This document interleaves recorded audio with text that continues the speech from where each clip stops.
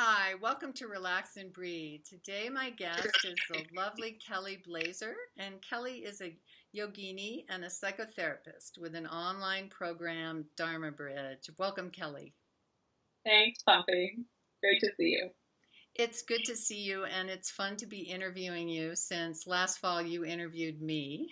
Hey, We're trading roles. that's And right. we have a few things in common. We have backgrounds in meditation, we have backgrounds as psychotherapists, and we have backgrounds in yoga, although I know you've been a yoga teacher longer than I have. But could you tell people a little bit about, how you've found yourself on your current path and woven together all the things you've learned so that you can offer them to people now? Absolutely. I think so many people come to these practices because they're kind of like just broken enough that they need a different way. So I would definitely say that I fall into that category. I didn't really know it so much. I was one of those extreme achievers, and when I first started practicing yoga, I think it was so amazing for me to actually be present in my body, and I think I was just really quietly desperate for a change. And so I started practicing yoga pretty seriously in '89. I was first year in college. My mom was a meditator and a yogi, so I'd Oh, been wow. exposed to it from when I was really young. I mean, she practiced all the time, and when I was in, any of the times that I struggled in high school and such, she really encouraged me to practice yoga, but I kind of couldn't hear it from her until I'd individuated a little bit more and gone off to college. So really, the yogic practices have been a godsend for me. Um, and it's been also really interesting to then study yoga more deeply philosophically in the context of just my own interest, but also as a teacher. And I did a lot of teacher training for many years. I conducted very many teacher trainings and tried to really delve into the philosophy and understand the philosophy very deeply so that I could deliver it to the students. And while I believe that the practices of yoga are really so phenomenal, I think that many of the teachings of yoga actually don't work all that well in our world. It really, if you're looking strictly at like the classical yoga texts, like the Yoga Sutras in particular, like they're very much directed toward renunciates, forest yogis. And so not really knowing that and understanding that, I think even though yoga was initially a real balm on some of the things that afflicted me when I first came to it, it then also became something that I had a lot of confusion around because the purpose of yoga, according to the classical teachings, is kaivalya, is liberation from not just the body mind, but all of the stuff of this world, which they call prakriti, the Yes. prakritic realm. And all this. Like, tell me if I should explain anything. But in the yogic teachings, basically the cause of suffering is the union of the purush with the prakriti. Basically, the union of the soul of the being with this world that we're in.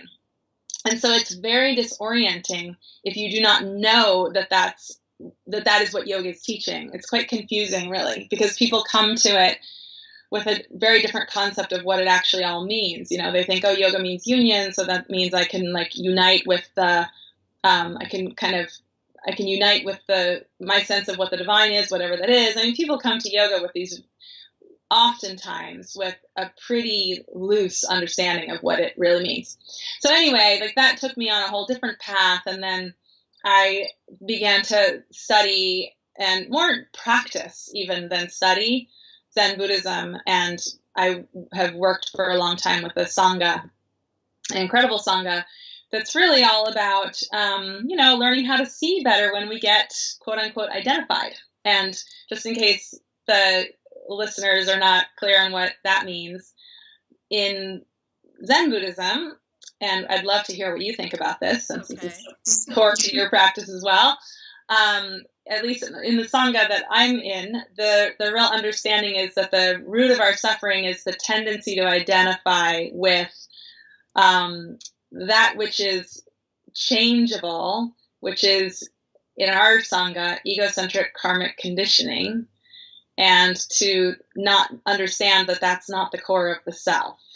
Yeah, and I think what you're referring to here, we can discuss this because we're both also psychotherapists. And so what you're talking about here is the bridge that Zen has made into American culture, where it's gotten united with American psychology. And Absolutely. since Zen is focused on emptiness and non-attachment, the biggest attachment we have is to our idea of a separate self, that we are this physical body and we're identified with a sense of separate self. And then our whole culture in the West is based on individuality and separateness. So, I think it's a reason that Zen is so appealing to so many people, because it's an antidote to that focus on externals, to the focus on the individual self.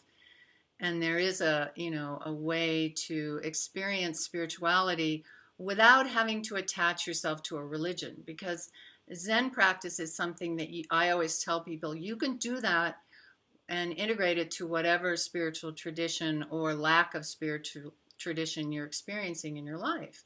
Because the meditation practices at their core level are so simple.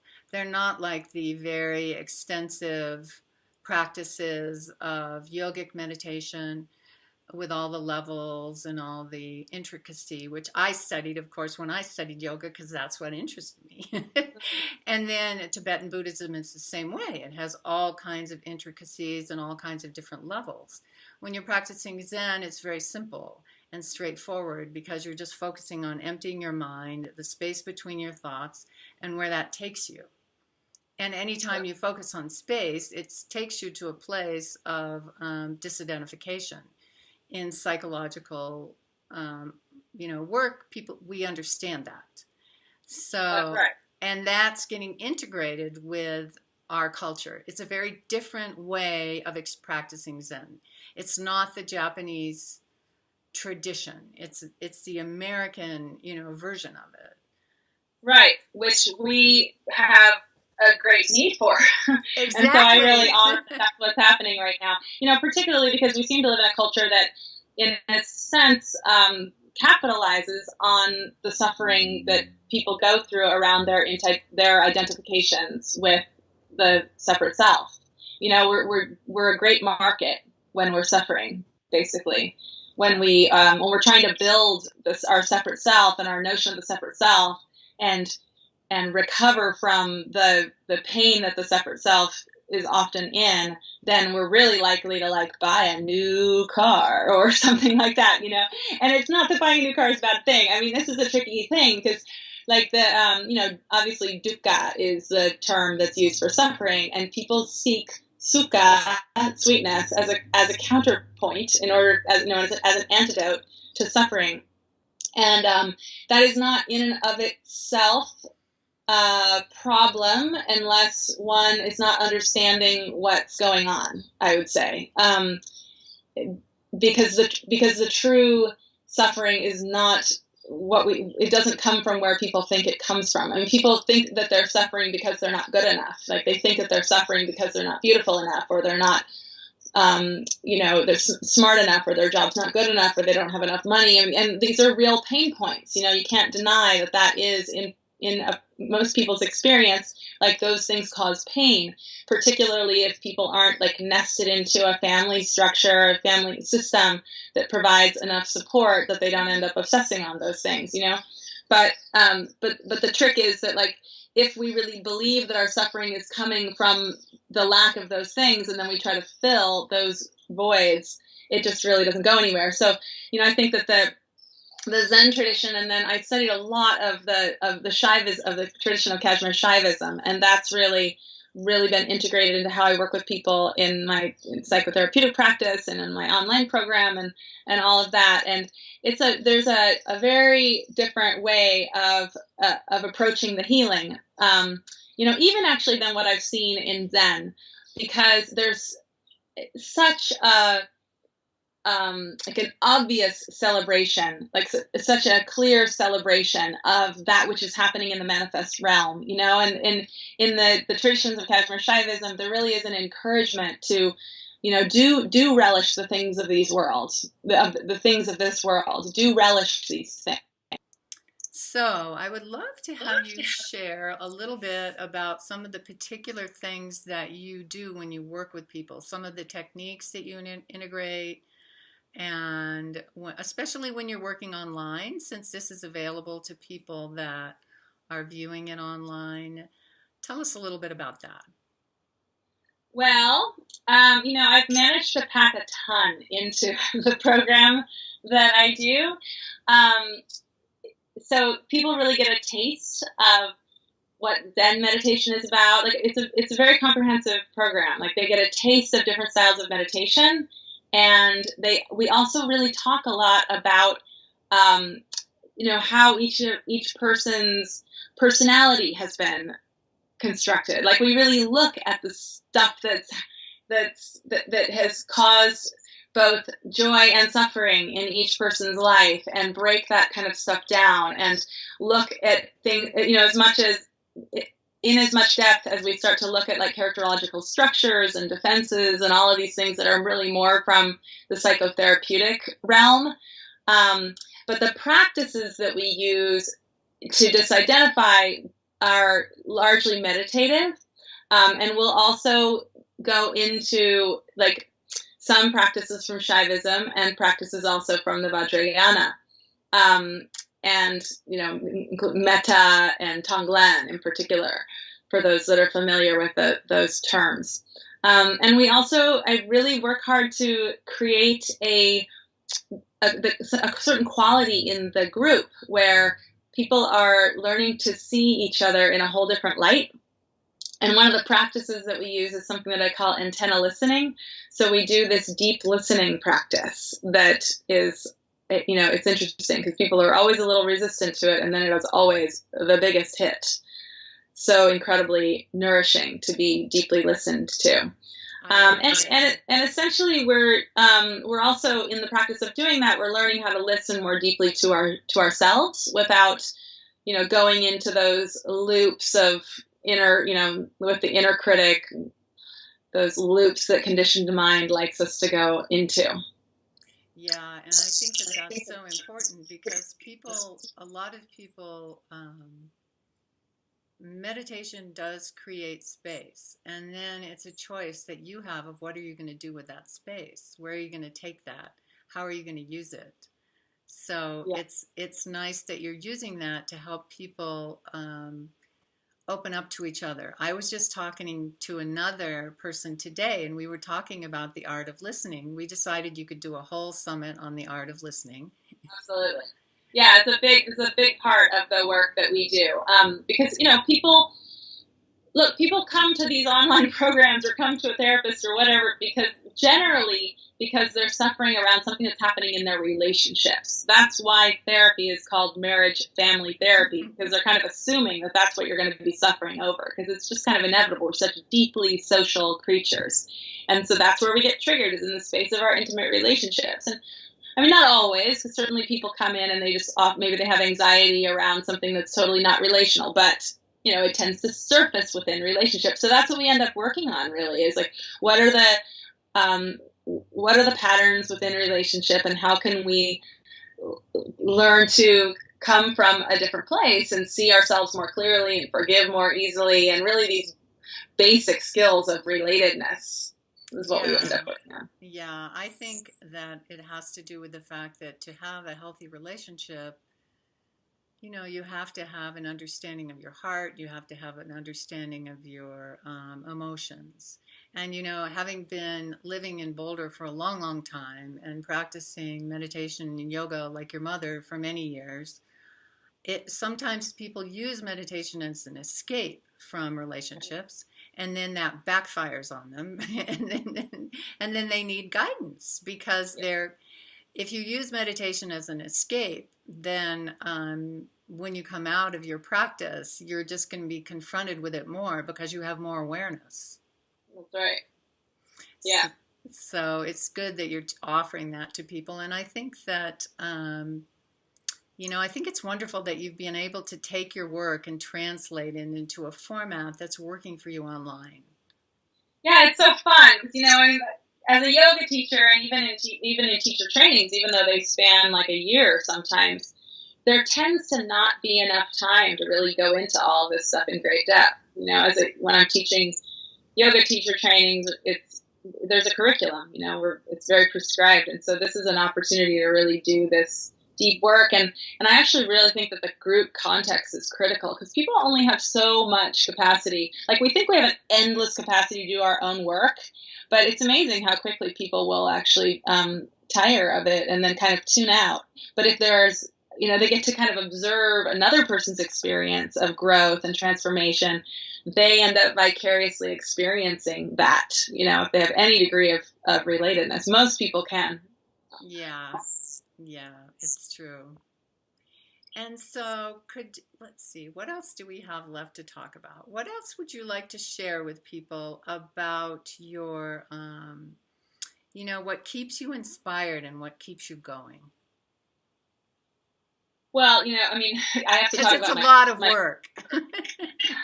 I have to have my personal life. Like, I have 2 small children, right? And I have a 4-year-old and a 6-year-old, and I have my partner is, I kind of somehow ended up with a crazy Cuban guy, like, and even though we've been together for 10 years, like, there's just an incredible, like, this immense sort of, I don't want to call it friction. It's really not friction, but our cultures definitely do clash in a lot of different ways. And so just to give you like one small example, the first time that he ever came, I was living in Santa Cruz for a long time. He was in Oakland, California. And the first time that he ever came to Santa Cruz to visit me, or to have a party for me, this is a long time ago, he brought some of his friends to this party. And literally some of my friends, like, most of them kind of yogi, hippie, slightly hippie, whatever, folks from Santa Cruz, they came over to me and they were like, I think there's a real problem here. Like, we might have to call the cops. They literally thought we needed to call the cops. And I'm like, what? So I go over to check out what's going on and listen in on their conversation that Gabriel and his Cuban friends are having. And they're not even fighting. Like, they're not even arguing. But their tone is so intense. And lively. Yeah. And so, and he's black and I'm white, and there's, so there's like stuff there to deal with all the time, especially in this current, political climate where so many issues around race are just really at the fore. So we end up looking at this stuff a lot. And, one of the things one of the little memes that's kind of been going through my mind lately is, there's this whole hashtag stay woke, that's about basically like wake up to the inequities that are the core of our societal system that we haven't really been successful in shifting after all of these years of effort.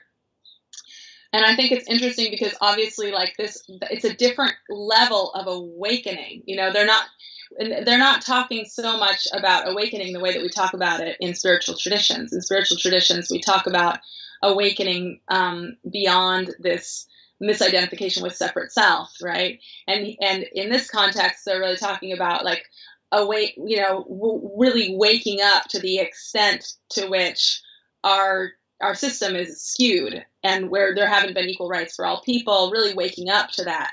But in a way, it's like the two are so interlinked, because it's only when people are identified with a separate self that they would ever choose to subjugate another. Like, you would, when you're in your deepest self, like, you want, my teacher always says, like, you're in a place of gratitude, and gratitude wants to give. So when you're immersed in that experience of the fullness and the wholeness, then there's plenty, and the inclination is to share. The inclination is to, you if there's someone suffering, the inclination is to help them. You want a level playing field. The inclination is toward equality. And so, I'm motivated in my practice to see what we can do to really have an impact on working on these questions of social justice. Like, and out in the world, and also, you know, in our homes, understanding it. Like in my home, it's a big deal. Like understand the differences in culture without getting triggered and identified just because people express in different ways, you know. So again, it comes back to listening. Yeah, I think it's true. I think it does come back to listening. And you know, my husband's father was Filipino, so Uh-huh. I understand that. You know, I understand that history with the cultures, and that people can get kind of I think it just triggers people's survival fears. That's how I see it from my understanding of psychology and psychotherapy, is that people get triggered on a survival level and they act without thinking. And I always like the Dalai Lama's approach on this whole thing, because he's been, you know, he's been living as a refugee for so long, and yet his face to the world is always smiling, always compassionate, always filled with generosity and healing. So I think it's just a time of tremendous change. You know, technology that allows us to talk like this has also sped up the world and sped up the process of all these cultures colliding together.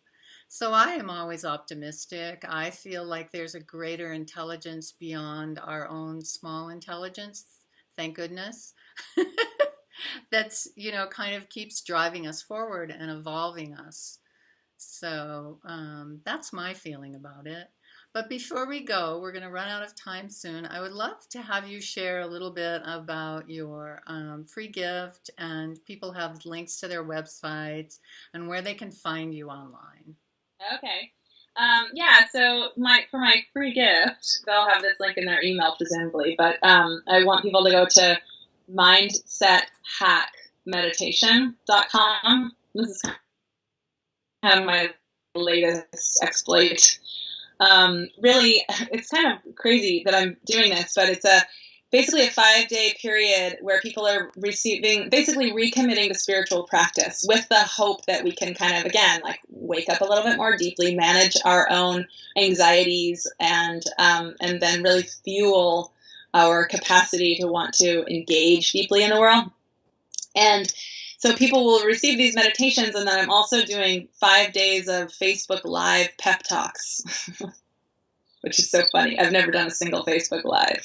So come one, come all. Let's see how it goes. So I'm doing basically pep talks. When I say pep talks, it's sort of about like looking at the reasons that people don't choose to do spiritual practice and talking about that, like so that we can really address like what the obstacles are to spiritual practice, what the obstacles are to meditation in particular, and why conditioning keeps us from meditating, what that deep habit is all about, and then just choosing to do something different, choosing to practice. That sounds great. So you're helping them break through their resistance and break through their blocks and say, okay, you know, it's really like brushing your teeth. You just do it. It's like the Nike commercial, you know. You just Right. do it, and then you keep doing it, and then it gets set into your life as a pattern, as a habit, and then it, you know, it starts to grow from there. I mean, that's the way I tell people. I say, you just make it part of your life like brushing your teeth. And you know, you don't expect yourself to get into a car and drive it perfectly the first time. Meditation is the same way. Mm-hmm. Yeah. Yeah. Well, good luck with Facebook Live. You'll have to let me know how you've done it, how you like it. So far, I've just been doing recordings on my Facebook. I haven't done the Facebook Live yet. Well, you can check it. Yes. It'll be interesting. Well, thank you so much, Kelly, for joining us today on Relax and Breathe. And I wish you the best in all your wonderful work and with your young family. And enjoy it. It goes fast. And yeah. I know it's just a beautiful journey watching your children grow up. Yeah, it's pretty amazing. All right. Take care. Thanks, Pompe. Take good care. Bye-bye.